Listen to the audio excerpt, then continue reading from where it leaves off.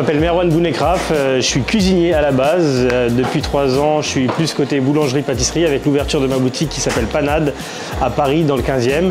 Et voilà, c'est pas mal, non? Alors moi, j'ai commencé la cuisine à l'âge de 15-16 ans en apprentissage, un CAP classique dans un petit restaurant de banlieue. Suite à ça, j'ai travaillé beaucoup en restaurant étoilé, en palace, pendant une quinzaine d'années. Ensuite, j'ai fait Top Chef en 2019, après beaucoup d'émissions de pâtisserie, et je me suis retrouvé en boulangerie-pâtisserie. Le moment clé de ma carrière qui m'a conduit à devenir chef, je dirais que c'est le début. C'est le début à 16 ans quand l'école ça me fatiguait un petit peu et qu'il fallait faire quelque chose. Je suis tombé un peu par hasard en cuisine et voilà, et dès le début j'ai voulu m'impliquer, j'ai voulu en faire mon métier. Mais je pense que si ça avait été autre chose, j'aurais fait autre chose, j'aurais fait ce métier en question. Mais voilà, là c'est tombé sur la cuisine par pur hasard.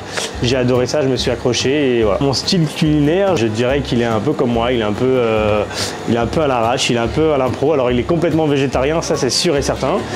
Moi j'ai pas mangé de viande depuis 19 ans, ma cuisine elle est exclusivement végétarienne, sauf pour ma fille, et avec une belle part quand même, une part importante pour la pâtisserie, comme on peut le voir derrière. Les tendances culinaires actuelles qui me passionnent, évidemment là c'est la boulangerie, la viennoiserie, la pâtisserie parce que j'ai le nez dedans constamment, mais c'est surtout et avant tout la cuisine végétarienne, mais la cuisine végétarienne recherchée, réfléchie et gourmande. Voilà, pas simplement une assiette de légumes, un bol de risotto ou un bol de purée. Voilà, le végétarien maintenant il a une vraie part dans la gastronomie et on peut se régaler et faire un menu dégustation en 10-15 plats sans manger de protéines animales.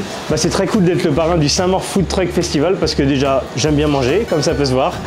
J'aime bien la street food, puis en plus Saint-Maur c'est une ville de banlieue, pas très loin de la boutique. Moi j'aime beaucoup les événements en banlieue parce que c'est de là que je viens.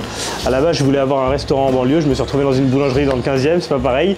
Mais voilà, je trouve que c'est très cool et puis il y a toujours des trucs à apprendre, à découvrir, des personnes, des techniques, des plats et j'espère qu'on va se régaler en tout cas. Ma vision pour le Saint-Maur Food Truck Festival, déjà, c'est qu'on va tout casser. Voilà, on va retourner la ville. Saint-Maur, on arrive.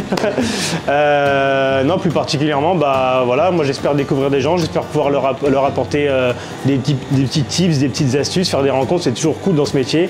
Les rencontres, des fois, découlent sur d'autres choses. On peut travailler avec quelqu'un, fournir quelqu'un ou aller déguster quelque chose chez quelqu'un.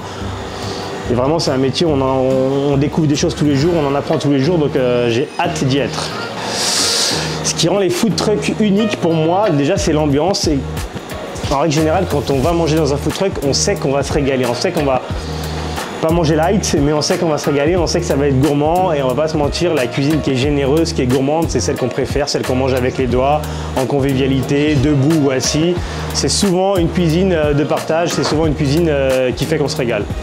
On va avoir un stand au festival, on va leur proposer une partie des produits qu'on vend chez Panade, donc une pâtisserie très originale, très gourmande, dans laquelle on travaille beaucoup les épices, les légumes et les herbes. On verra aussi, on va essayer d'apporter un petit peu de viennoiserie. On va apporter nos viennoiseries à Saint-Maur, attention, il va falloir être là.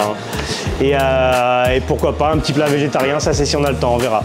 Pour moi, la définition d'une bonne cuisine de rue, c'est quand on se salit la veste ou la chemise, mais qu'on n'est pas énervé de cette tâche. Si on se salit le t-shirt ou la veste, mais qu'on se dit « Oh, c'est pas grave, c'est trop bon », c'est que le pari il est réussi. Mon plat préféré à cuisiner à la maison, ou pas spécialement à la maison, c'est un risotto au citron. Avec des capres, beaucoup d'herbes et beaucoup de citron, très frais et très acidulé.